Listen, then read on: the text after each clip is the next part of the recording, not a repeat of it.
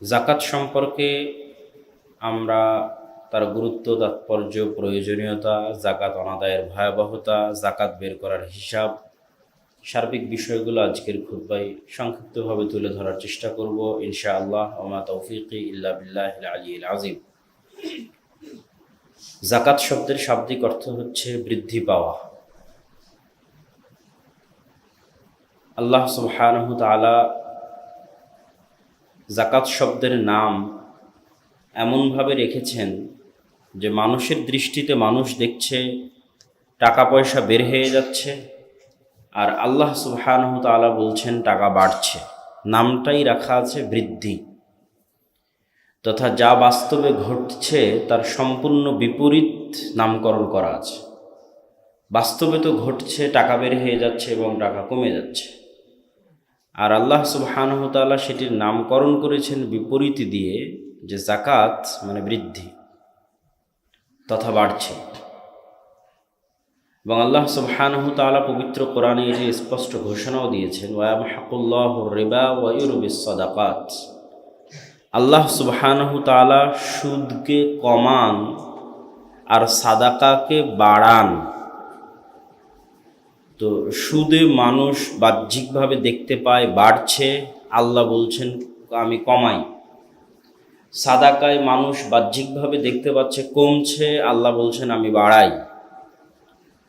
তথা মানুষের অর্থনৈতিক উত্থান পতনের বিষয়টি বাহ্যিক অর্থে মানুষ যা দেখে বাস্তবে সেটিই হচ্ছে, এটি কখনোই নয়। যা এই জাকাতের নামকরণ এবং এই আয়াত থেকে আমাদের নিকটে স্পষ্ট। যেখানে বাহ্যিক অর্থে আমরা দেখছি সুদে টাকা বাড়ছে, সেখানে আল্লাহ বলছেন আমি কমাই। যেখানে বাহ্যিক অর্থে আমরা দেখছি দান সাদকা জাকাতে টাকা কমে, সেখানে আল্লাহ বলছেন আমি বাড়াই। এবং নামকরণও করা হয়েছে সেভাবে। এই নামের দ্বিতীয় আরেকটি অর্থ হচ্ছে বিশুদ্ধকরণ, পবিত্রকরণ। জাকাত শব্দের দ্বিতীয় আরেকটা শাব্দিক অর্থ হচ্ছে বিশুদ্ধ বা পবিত্র করা।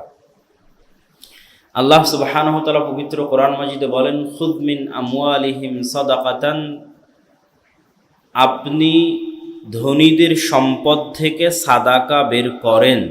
কেন? তুতাহহিরুহুম ওয়া তুযাক্কিহিম বিহা, আপনি ধনীদের সম্পদ থেকে জাকাত বের করার মাধ্যমে তাদের সম্পদকে পবিত্র করবেন। তুতাহহির, অপবিত্র থেকে পবিত্র করবেন। ওয়া তুযাক্কি, অশুদ্ধ থেকে ভেজাল থেকে বিশুদ্ধ করবেন। তথা দ্বিতীয় আরেকটি অর্থ পবিত্র কোরআনের আয়াত থেকে স্পষ্ট হলো যে জাকাত অনাদায়কৃত সম্পদ মূলত অপবিত্র এবং অশুদ্ধ সম্পদ। যতক্ষণ না সেটি থেকে জাকাত আদায় না করা হচ্ছে ততক্ষণ সেটি পবিত্র হচ্ছে না, বিশুদ্ধ হচ্ছে না। আল্লাহ সুবহানাহু তাআলা পবিত্র কোরআন মাজিদে জাকাত আদায়ের আদেশটি সবসময় সালাত আদায়ের আদেশের সাথে সম্পৃক্ত করে রেখেছেন। পবিত্র কোরআনের এমন কোনো আয়াত আমাদের অবগতিতে নাই যেখানে আল্লাহ সুবহানাহু ওয়া তাআলা আকিমুস সালাহ বলেছেন, সালাত আদায় করো বলেছেন, সালাত প্রতিষ্ঠা করো বলেছেন, কিন্তু ওয়াআতুজ যাকাত, যাকাত আদায় করো এ কথা বলেননি, আমাদের অবগতিতে নাই। শুধু তাই নয়, অতীতে যে নবীগণ চলে গেছেন তাদের ক্ষেত্রেও আল্লাহ সুবহানাহু ওয়া তাআলা সালাত এবং যাকাতকে একত্রিত করেছেন। ঈসা আলাইহিস সালাতু ওয়াস সালামকে নিয়ে যখন মারিয়াম আলাইহিস সালাতু ওয়াস সালাম জনসম্মুখে আগমন করলেন এবং আশারাত ইলাইহি, মানুষ যখন জিজ্ঞেস করল যে তুমি এত বড় একটি অঘটন ঘটিয়েছ, মা কানা আবুকা ইমরাআ, তোমার পিতা খারাপ মানুষ ছিলেন না, আর তোমার মা বাগিয়া, ব্যভিচারী ছিলেন না, তো তুমি কিভাবে এত বড় একটি অপরাধ সংঘটিত করলে? তো আল্লাহ সুবহানাহু ওয়া তাআলা বলে রেখেছিলেন তুমি কথা বলবে না, হাত দিয়ে ইশারা করবে, আশারাত ইলাইহি। তো যখন মারিয়াম আলাইহিস সালাতু ওয়াস সালাম কোলের বাচ্চার দিকে ইশারা করলেন, তখন তারা বলল যে কাইফা নুকাল্লিমু মান কানা ফিল মাহদি সাবিয়্যা, ওই বাচ্চার সাথে কিভাবে আমরা কথা বলবো যে এখনই কোলের বাচ্চা। তখন কোল থেকে ঈসা আলাইহিস সালাতু ওয়াস সালাম বলে উঠছেন, ইন্নী আব্দুল্লাহ আতানিয়াল কিতাবা ওয়া জাআলানি নাবিয়্যা, আমি ঈসা আল্লাহর বান্দা, আল্লাহ সুবহানাহু তাআলা আমাকে নবী করে পাঠিয়েছেন। বলতে বলতে তিনি বলছেন, ওয়া আওসানি বিসসালাতি ওয়াজ যাকাতি মা দুমতু হাইয়া, আর আল্লাহ আমি ঈসা আমাকে আদেশ করেছেন যে আমি যতদিন বেঁচে থাকব ততদিন যেন সালাত আদায় করি আর যাকাত আদায় করি। ওয়া আওসানি বিসসালাতি ওয়াজ যাকাতি, ঈসা আলাইহিস সালাতু ওয়াস সালাম বলছেন, তথা অতীতে চলে যাওয়া যত নবী আছে তাদের ক্ষেত্রেও এই দুইটা আদেশ আল্লাহ সুবহানাহু ওয়া তাআলার পক্ষ থেকে কমন, যে সালাত আদায় করতে হবে, সালাত প্রতিষ্ঠা করতে হবে, যাকাত প্রদান করতে হবে। সুতরাং আমাদের মাথা, আমাদের ব্রেন এবং আমাদের মস্তিষ্কে সালাতের যে গুরুত্ব আমাদের ব্রেনে আছে, আপনাকে বুঝতে হবে ইসলামে হুবহু সেই গুরুত্ব যাকাতের।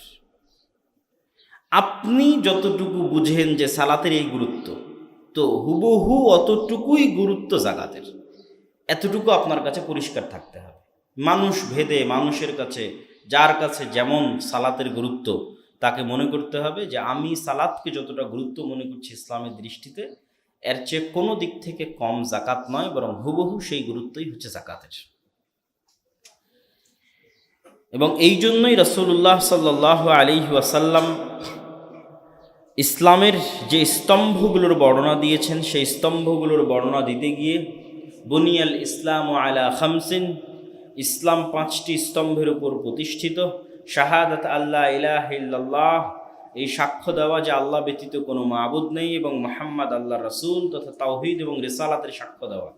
ওয়া ইকামিস সালাত ওয়া ইতাইজ যাকাত, এবং সালাত প্রতিষ্ঠা করা, যাকাত প্রদান করা। ওয়া সাওমে রমাদান, রমজান মাসে সিয়াম পালন করা। আর আল্লাহ সুবহানাহু তাআলার ঘর হজ্জে বাইতুল্লাহিল হারাম লিমান ইসতাতাআ ইলাইহি সাবিলা, যার পক্ষে সম্ভব হজ করা, তার পক্ষে জীবনে একবার হজ সম্পাদন করা। তাহলে ইসলামের যে 5টি মৌলিক ফরজ কাজ আছে, সেই 5টি মৌলিক ফরজ কাজের একটি হচ্ছে যাকাত। যাকাত দিলে আমরা বাহ্যিকভাবে দেখতে পাচ্ছি আমাদের সম্পদ কমছে। আল্লাহ সুবহানাহু তাআলা কি বলছেন আমরা দেখি, ইয়া আইয়ুহাল্লাযীনা আমানু আনফিকু মিন তাইয়্যিবাতি মা কাসাবতুম ওয়া মিম্মা আখরাজনা লাকুম মিনাল আরজ, হে ঈমানদারগণ, আনফিকু, তোমরা ব্যয় করো, মিন তাইয়্যিবাতি মা কাসাবতুম, যা পবিত্র তোমরা উপার্জন করো, ওয়া মিম্মা আখরাজনা লাকুম মিনাল আরজ, আর আমি তোমাদের জন্য জমিন থেকে যা বের করে দিই। তোমরা যা উপার্জন করো এবং আমি তোমাদের জন্য জমিন থেকে যা বের করে দিই, সেগুলো তোমরা আল্লাহ সুবহানাহু তাআলার রাস্তায় ব্যয় করো। আর এক আয়াতে আল্লাহ সুবহানাহু ওয়া তাআলা বলেন, ওয়া আতু হাক্কাহু ইয়াওমা হাসাদিহি, তোমরা যেই দিন জমিনের ফসল কাটবে সেই দিন জমিনের ফসলের হক আদায় করো, পৌঁছে দাও। আর এক আয়াতে আল্লাহ সুবহানাহু ওয়া তাআলা বলেন যে হাক্কুম মা'লুম, তোমাদের সম্পদের মধ্যে লিসসাইলি ওয়াল মাহরুম, ভিক্ষুক, ফকির, মিসকিন এবং অসহায় মানুষের নির্ধারিত হক আছে, অধিকার আছে। অধিকার বিষয়টি কেমন? আমি আপনার থেকে টাকা ধার নিলাম, ধার নেওয়ার পর যেমন আমি ফেরত দিতে বাধ্য, টাকাটা আপনার, ঠিক তেমনি আপনার সম্পদের যাকাত আদায় করা হয়নি মানে আপনি অন্যের সম্পদ ভক্ষণ করছেন, এমনটাই আল্লাহ বলছেন। যে সম্পদটা আসলে অন্যের, কিন্তু ভক্ষণ করছেন আপনি। এটা স্বাভাবিক দানের মতো নয়। স্বাভাবিক দানে সম্পদ আপনার, চাইলে দান করতে পারেন, চাইলে নাও করতে পারেন। কিন্তু যাকাতের বিষয়টি হচ্ছে, যদি আপনি যাকাত আদায় না করেন তাহলে আপনি আসলে অন্যের, আর একজন এই সম্পদের মালিক, সেই মালিকের সম্পদ আপনি জোরপূর্বক ভক্ষণ করছেন, যা আল্লাহ বলছেন। এই জন্য আল্লাহ সুবহানাহু তাআলা যাকাতের বিষয়ে শাস্তির কথা উল্লেখ করেছেন খুব কঠোর এবং শক্তভাবে। ওয়াল্লাযীনা ইয়াকনিজুনা আয-যাহাবা ওয়াল ফিদ্দা ওয়া লা ইউনফিকুনাহা ফি সাবিলিল্লাহ, যারা স্বর্ণ এবং রৌপ্য জমা করে রাখে এবং সেখান থেকে যাকাত বের করে না, ফাবাশশিরহুম বিআযাবিন আলীম, তাদেরকে কঠোর শাস্তির সুসংবাদ দিন। কঠোর শাস্তির কি সুসংবাদ হয়? কঠোর শাস্তির হবে দুঃসংবাদ। কিন্তু আল্লাহ সুবহানাহু ওয়া তাআলা ঠাট্টা করে বলছেন ফাবাশশিরহুম বিআযাবিন আলীম, তাদেরকে সুসংবাদ দিন যে তাদের জন্য বিশাল বড় সুসংবাদ অপেক্ষা করছে, কঠোর ও কঠিন শাস্তির। আল্লাহ সুবহানাহু ওয়া তাআলা ঠাট্টা করো তো এভাবে বলছেন। কি সেই সুসংবাদ? ইয়াউমা ইউহমা আলাইহা ফি নারি জাহান্নাম ফাতুকওয়া বিহা জিবাহুহুম ওয়া জুনুবুহুম ওয়া যুহুরুহুম, এই স্বর্ণ এবং এই চাঁদি জাহান্নামের আগুনে ছ্যাঁক দেওয়া হবে। ইউহমা, ছ্যাঁক দেওয়া, আগুনে ধরা। জাহান্নামের আগুনে যখন ওই স্বর্ণ এবং চাঁদি গরম হয়ে যাবে, তখন তাদের পিঠ, পার্শ্বদেশ, তাদের ঘাড়, ফাতুকওয়া বিহা জিবাহুহুম ওয়া জুনুবুহুম ওয়া যুহুরুহুম, তখন ওই গরম স্বর্ণ এবং চাঁদি তাদের পিঠ এবং পার্শ্বদেশে লাগানো হবে এবং তাদেরকে বলা হবে হাযা মা কানাজতুম লিআনফুসিকুম, এটাই সেটা যা তোমরা তোমাদের জন্য দুনিয়াতে জমা করে রেখেছিলে। ফাযুকু মা কুনতুম তাকনিজুন, অতএব কেমন মজা লাগে সেই মজাটা অনুভব করো। তথা স্বর্ণ এবং চাঁদি যখন ছ্যাঁক দেওয়া হবে তখন তো কখনোই মজা লাগা সম্ভব নয়, কষ্ট লাগবে। কিন্তু আল্লাহ সুবহানাহু ওয়া তাআলা বলছেন কেমন মজা লাগে সেটা অনুভব করো। ফাযুকু, যাকা ইয়াযুকু, এই শব্দের অর্থ হচ্ছে সুস্বাদু খাবারের স্বাদ আস্বাদন করা। উর্দুতেও বলে যে ইস খানে কা জায়কা বহুত লজিজ থা। জায়কা মানে স্বাদ, খুব সুন্দর স্বাদ। তথা আপনাদের রান্নার সর্বোচ্চ যে রান্না হতে পারে, বিরিয়ানি হোক, কাবাব হোক, সেটা মুখে দিলে যে সুস্বাদু স্বাদটা আস্বাদন করা হয়, সেটা আল্লাহ বলছেন এই ছ্যাঁকটা কত সুস্বাদু সেটা আস্বাদন করা। তথা এখানেও আল্লাহ সুবহানাহু ওয়া তাআলা ঠাট্টা করে কথা বলছেন যে এই সেই সম্পদ যা তোমরা দুনিয়াতে জমা করে রেখেছিলে, এই সম্পদের মজাটা কেমন, সুস্বাদু স্বাদটা কেমন সেটা আস্বাদন করো। যেহেতু এটা সুসংবাদ, কঠোর ও কঠিন শাস্তির সুসংবাদ, সেহেতু সুসংবাদের স্বাদ তো অবশ্যই মজা হবে। এই জন্য আল্লাহ সুবহানাহু ওয়া তাআলা সুসংবাদও দিচ্ছেন এবং মানুষকে বলতেছেন এটা কেমন মজাদার, কেমন টেস্টি সেটা অনুভব করো। সম্মানিত উপস্থিতি, আল্লাহ সুবহানাহু ওয়া তাআলা পবিত্র কোরআন নারা কায়দা বলেন ওয়ালা ইয়াহসাবান্নাল্লাযীনা ইয়াবখালুনা বিমা আতাহুমুল্লাহু মিন ফাজলিহি হুয়া খায়রুল লাহুম বাল হুয়া শাররুল লাহুম, যারা কৃপণতা করত তাদের সম্পদ তাদের কাছে জমা করে রেখেছে, যাকাত বের করেনি, তারা যেন মনে না করে যে এই সম্পদ তাদের জন্য কল্যাণকর হবে, বরং এই সম্পদ হুয়া শাররুল লাহুম, তাদের জন্য অকল্যাণকর হবে। কিভাবে? সাইতাওয়াকুনা মা বাখিলু বিহি ইয়াউমাল কিয়ামা, এই সম্পদ তাদের গলায় পেঁচিয়ে দেওয়া হবে কিয়ামতের মাঠে, অথবা এই সম্পদ থেকে তাদেরকে ছ্যাঁক দেওয়া হবে কিয়ামতের মাঠে। আর যদি মানুষ যাকাত বা দান বা সাদাকা তাদের সম্পদ থেকে বের করে, তাহলে কি?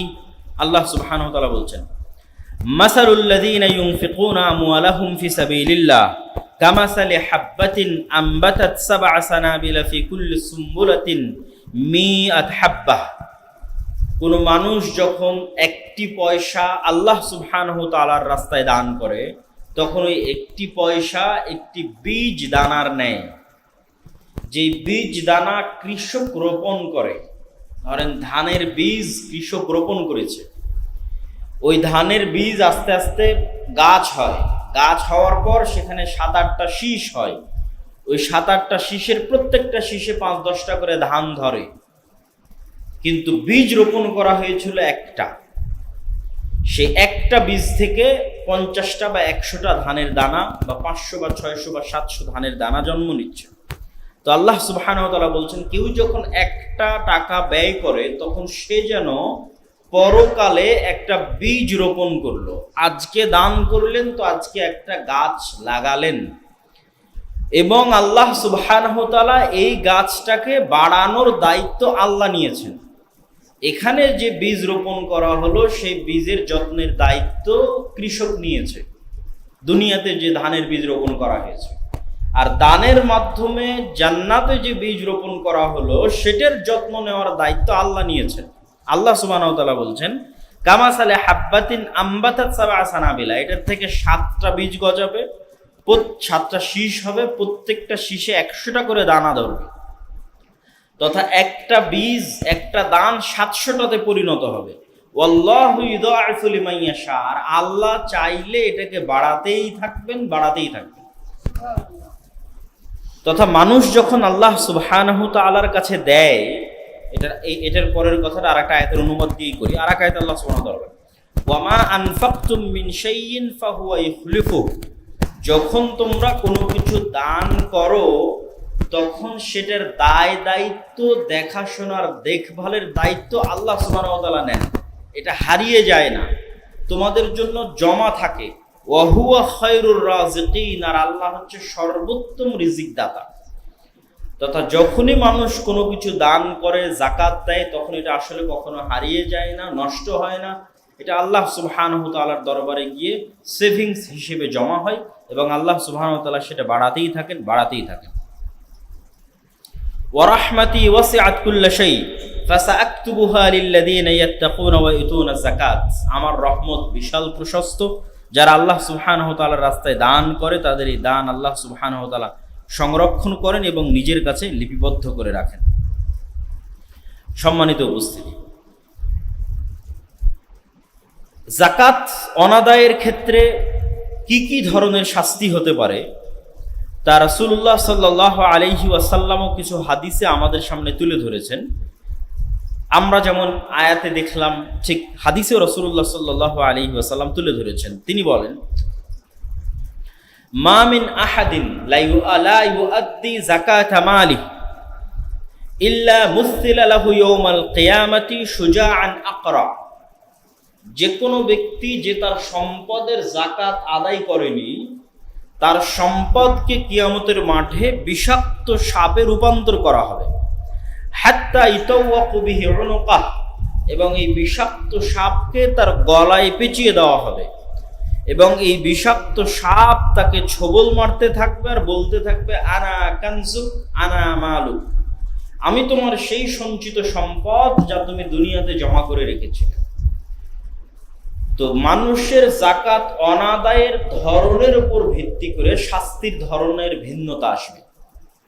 মানুষ যদি স্বর্ণ এবং রৌপ্যের যাকাত বের না করে, তাহলে স্বর্ণ এবং রৌপ্যকে ছেক দিয়ে বলা হবে যে এটা তোমার সেই যাকাত যা তুমি আদায় করনি। মানুষ যদি বাকি ব্যবসায়িক সম্পদ, টাকা পয়সা, তার যাকাত বের না করে, তাহলে সেটাকে সাপে রূপান্তর করে ছোবল দিয়ে বলা হবে এটা তোমার সম্পদ যার তুমি যাকাত আদায় করনি। মানুষ যদি গরু, ছাগল, উট, ভেড়া, মহিষ, চতুষ্পদ জন্তুর যাকাত বের না করে, তাহলে চতুষ্পদ জন্তুকে শিং দেওয়া হবে, বড় বড় খুর দেওয়া হবে, সে তার মালিককে কিয়ামতের মাঠে ডলতে থাকবে এবং শিং দিয়ে গুদা মারতে থাকবে আর বলতে থাকবে, আমি তোমার সেই সম্পদ যার তুমি যাকাত আদায় করো। তথা যেই সম্পদের যাকাত আদায় করা হয়নি, ওই সম্পদের ভিন্নতার সাথে সাথে শাস্তির ভিন্নতা হবে।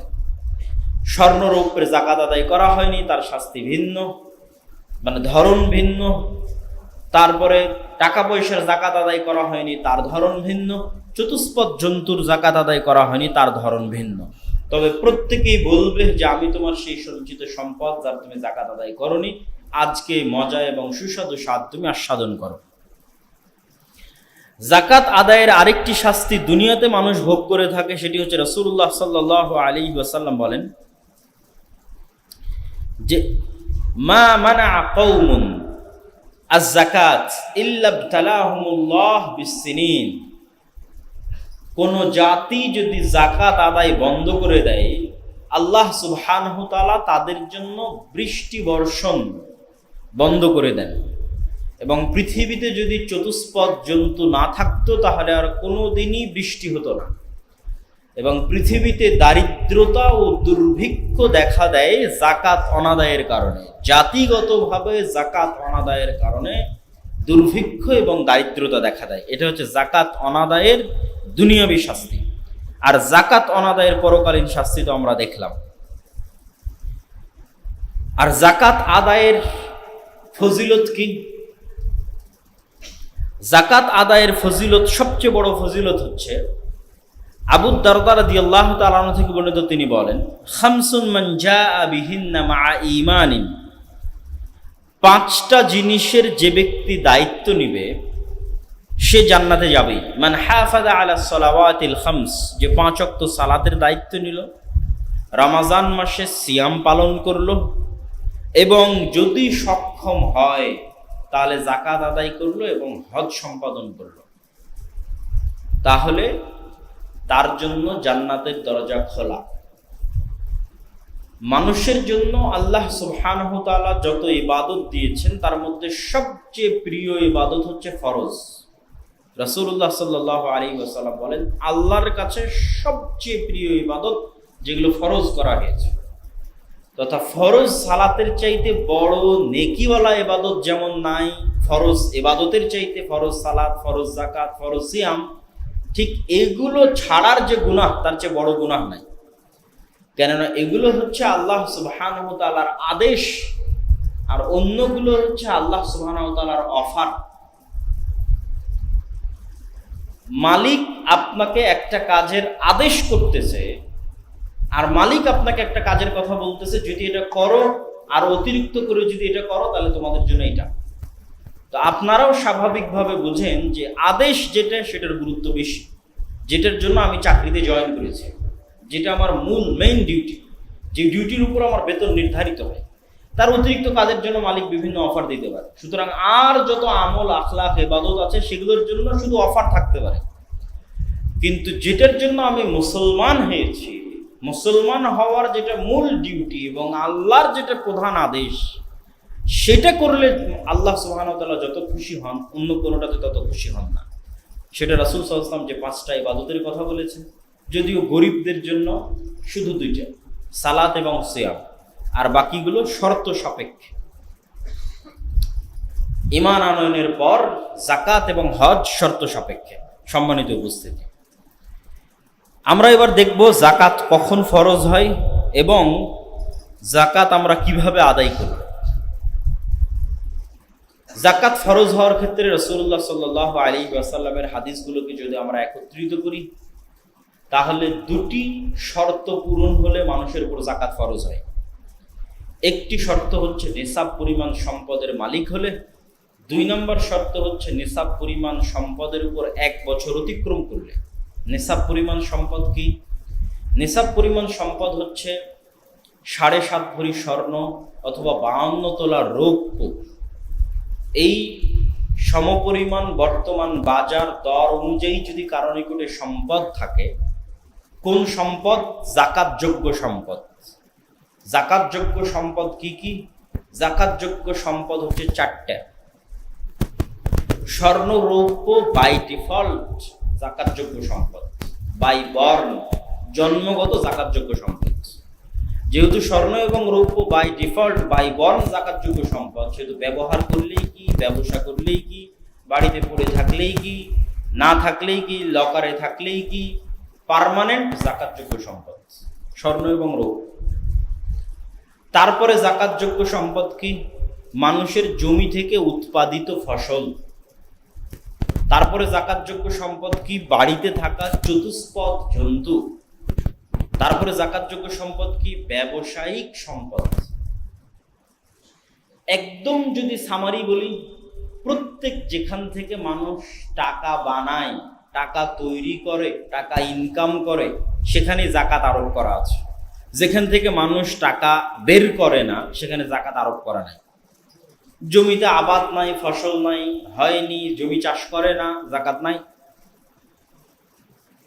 ঠিক তেমনি ব্যবসায়িক সম্পদ তথা যেটার থেকে সে ব্যবসায় কাজে লাগিয়ে টাকা বের করতেছে, সেটাতে যাকাত আছে।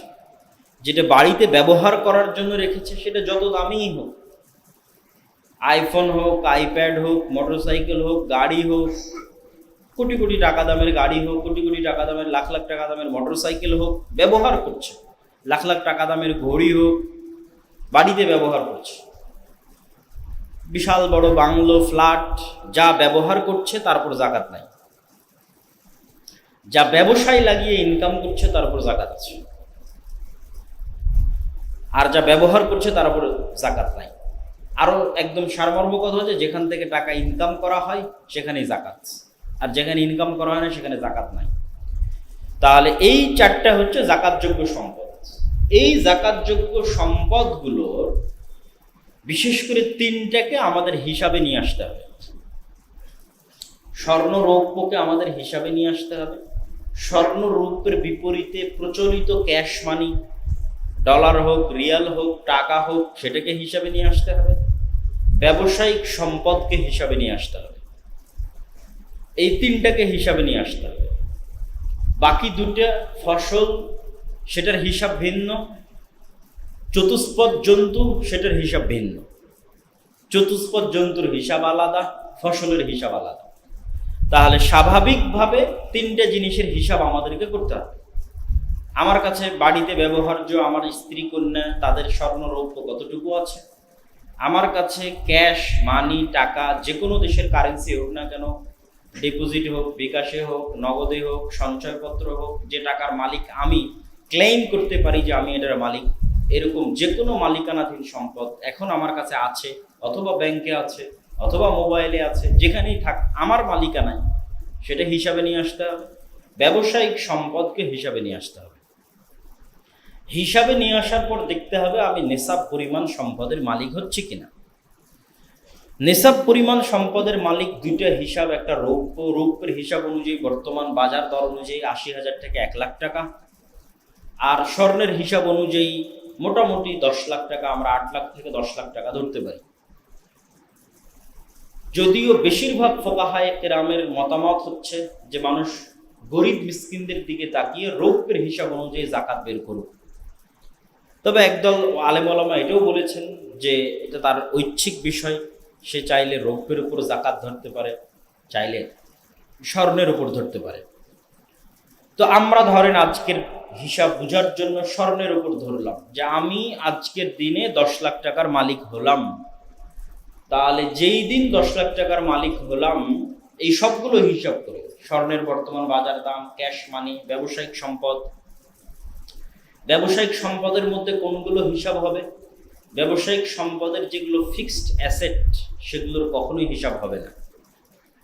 ব্যবসায়িক সম্পদের যেগুলো কাঁচা মাল বা যেটা বিক্রিযোগ্য পণ্য, যেটা থেকে আসলে টাকা ইনকাম করা হয়, শুধু সেটার হিসাব হবে।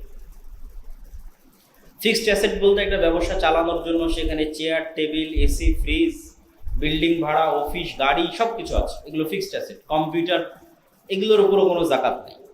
এগুলো ব্যবহার করে যেই মালের বিজনেসটা করা হচ্ছে, ধরেন কাপড়ের ব্যবসা করা হচ্ছে, সুতার ব্যবসা করা হচ্ছে, কাগজের ব্যবসা করা হচ্ছে, তো ওই কাগজ কাঁচামাল হিসেবে কতটুকু আছে, বিক্রিযোগ্য হিসেবে কতটুকু আছে, ওই কাপড় কাঁচামাল হিসেবে সুতায় কতটুকু আছে, বিক্রিযোগ্য হিসেবে কতটুকু আছে, ওটার আজকের বাজার দর হিসাব করতে হবে। ফিক্সড অ্যাসেট হিসাব হবে না। এগুলো সবগুলো হিসাব করে যখন দেখলেন যে আপনি আজকে ১০ লাখ টাকার মালিক হয়েছেন, সেটা যেই দিন যেই তারিখেই হন না কেন সেটা লিখে রাখতে হবে। রমজান মাসে জাকাত ফরজ হয় এরকম কোনো বিধান নাই। এক এক মানুষের উপর এক এক দিনে জাকাত, যে যেই দিন মালিক হয়েছে। তো আজকে যদি আমি ১০ লাখ টাকার মালিক হই, তাহলে নিসাব পরিমাণ সম্পদের মালিক হই। যেই পরিমাণ সম্পদের মালিক হলে জাকাত দিতে হয়। এখন নিসাব পরিমাণ সম্পদের মালিক হলে কি জাকাত দিতে হবে? না। ধনী প্রমাণ হওয়ার জন্য, জাকাত আদায় করতে পারবে এরকম সক্ষম প্রমাণ হওয়ার জন্য এবার ১ বছর অপেক্ষা করতে হবে। আসলে তার টাকার স্ট্যাবিলিটি আছে না নাই। এমনি একদিনে ১০ লাখ টাকার মালিক হলো, পরের দিন ফকির হয়ে গেল। স্ট্যাবিলিটি যাচাই করার জন্য এবার ১ বছর ওয়েট করবে। ঠিক ১ বছর পর ওই তারিখে সে আবার দেখবে সে কত টাকার মালিক। সেম তারিখে, ওই সেম তারিখে যদি দেখে যে সে এখনো নিসাব পরিমাণ সম্পদের মালিক আছে, তাহলে এবার আজকে ওই মুহূর্তে তার উপর জাকাত ফরজ হয়ে গেছে। ওই মুহূর্তে থেকে আর যত সেকেন্ড সে দেরি করবে, যে কোনো মুহূর্তে মৃত্যু হয়ে যেতে পারে। সে জাকাতের মতো একটা ফরজ বিধান অনাদায়ের গুনাহ নিয়ে আল্লাহ সুবহানাহু ওয়া তাআলার দরবারে উপস্থিত হবে। রমাজান পর্যন্ত অপেক্ষা করার কোনো সুযোগ নেই। রমাজানে বেশিরভাগ মানুষ জাকাত বের করে, এই জন্য আমরা রমজানে জাকাতের আলোচনা করি, কিন্তু এটা বিধান নয়। বিধান হচ্ছে সূক্ষ্ম থেকে সূক্ষ্মভাবে জাকাতের বিষয়টিকে হিসাব করতে হবে। এবার যখন আপনি দুইটা শর্তই পূরণ করলেন, তখন এবার আপনি সেই সম্পদের জাকাত আদায় করবেন শতকরা 2.5% হিসেবে, তথা 100 টাকায় 2.5 টাকা, 1000 টাকায় 250 টাকা, 1 লাখ টাকায় 2500 টাকা, এইভাবে শতকরা 2.5% হিসাব করে টাকার ভিত্তিতে জাকাত আদায় করবেন।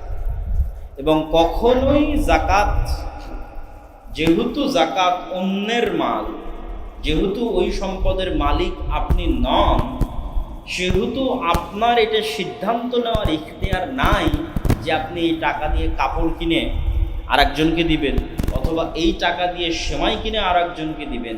এই সিদ্ধান্ত নেওয়ার ইখতিয়ার তখনই থাকে যখন ওই টাকার মালিক আপনি, যখন আপনি ক্লেইম করছেন যে এই টাকার মালিক আমি, কিন্তু আল্লাহ সুবহানাহু ওয়া তাআলা বলছে এই টাকার মালিক আপনি নন, এই টাকার মালিক হকদার।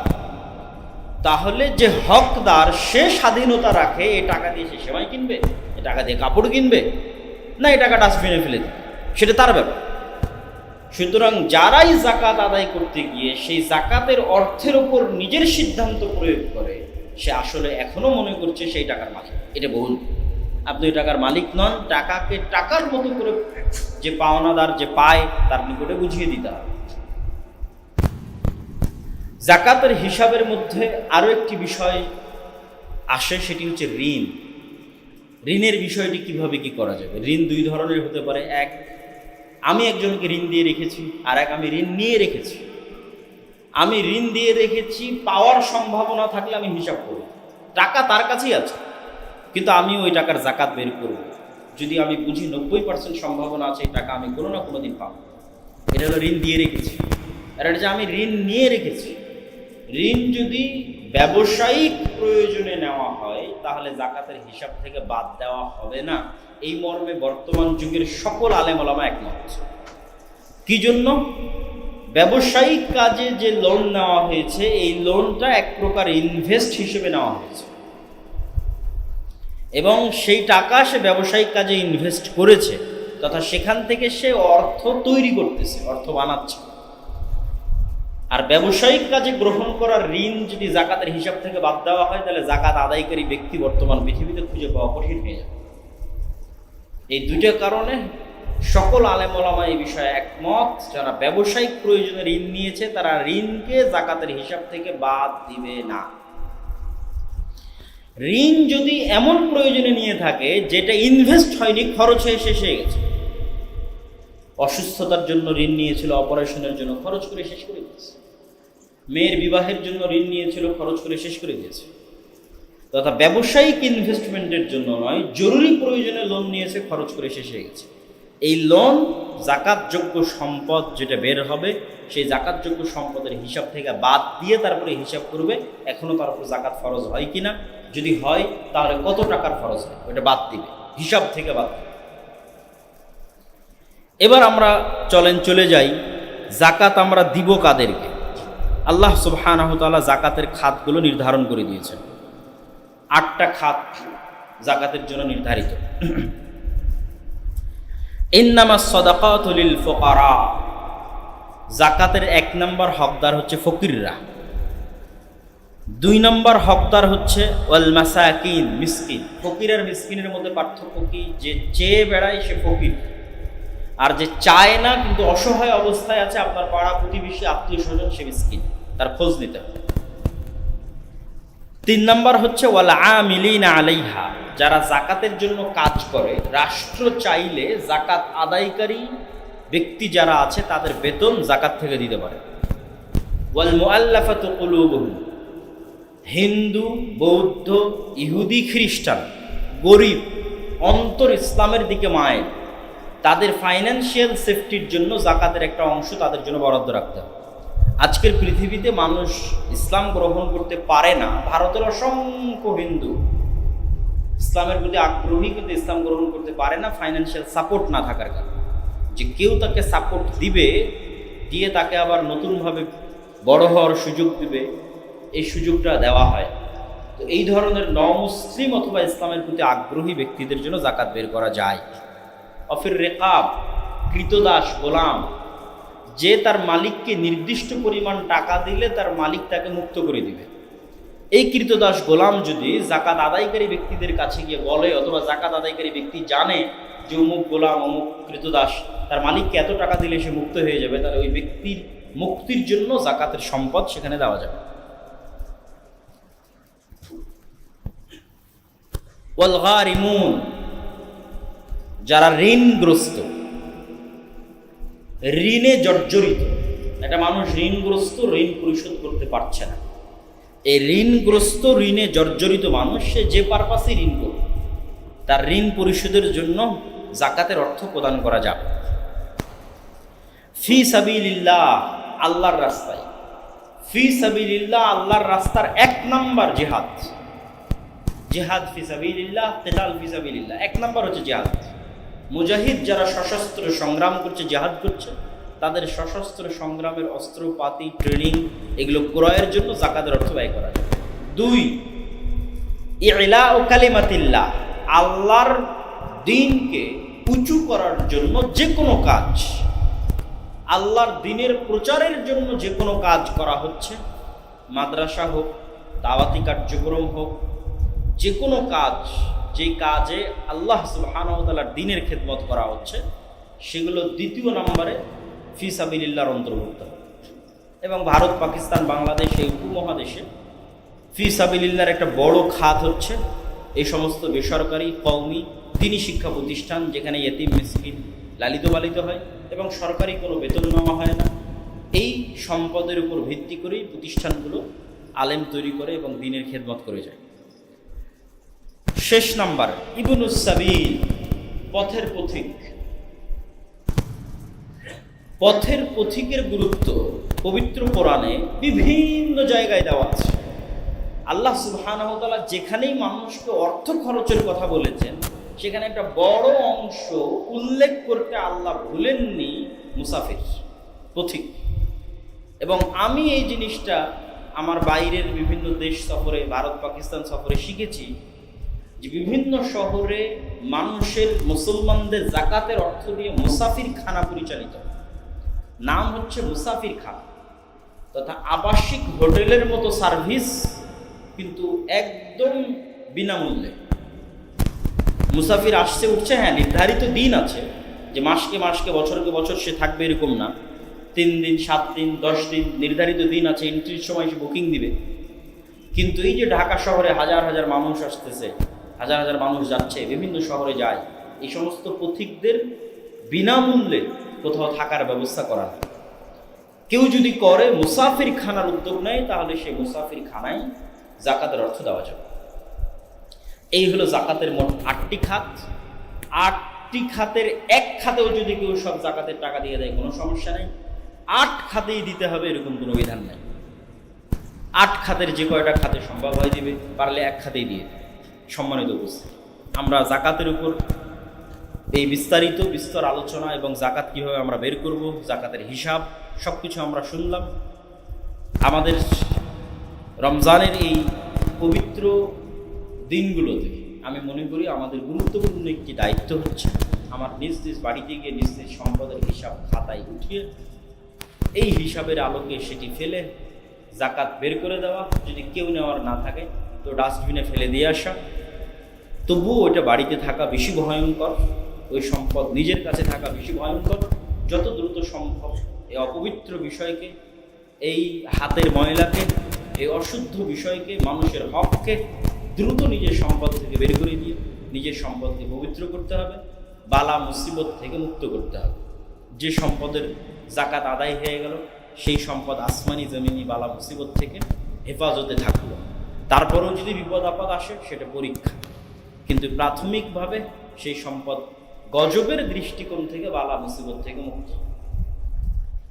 পরীক্ষার দৃষ্টিকোণ থেকে বালা মুসিবত আসতে পারে, কিন্তু সেটাতে মানুষ উঠে যায়, পরীক্ষায় মানুষ পাশ করে যায়, কিন্তু গজব আসলে ধ্বংস হয়ে যায়। গজব আসলে আর সে টিকে থাকার কোনো রাস্তা তার থাকে না, একদম রাস্তার ফকির হয়ে যাবে। তো যখন জাকাত আদায় করা হয় তখন সম্পদ গজবের দিক থেকে বালা মুসিবত থেকে মুক্ত। পরীক্ষার দৃষ্টিকোণ থেকে আসতে পারে, পরীক্ষার দৃষ্টিকোণ থেকে আসলে কোনো সমস্যা, সাময়িক কষ্ট আবার ঠিক হয়ে যাবে। আল্লাহ 2 দিন পর তার চেয়ে বেশি করে দিবে, 5 বছর পর তার চেয়ে আরও বাড়িয়ে দেবে। কিন্তু যখনই গজবের দৃষ্টিকোণ থেকে আসবে তখন সেটা ধ্বংস হয়ে যাবে, এবং সেখান থেকে আর উত্থানের কোনো রাস্তা থাকে না। অতএব আমরা সবাই জাকাত আদায়ে সচেতন হই, জাকাত বের করায় সচেতন হই। আল্লাহ সুবহানাহু ওয়া তাআলা আমাদের সেই তৌফিক দান করুক। আল্লাহুম্মা আমিন।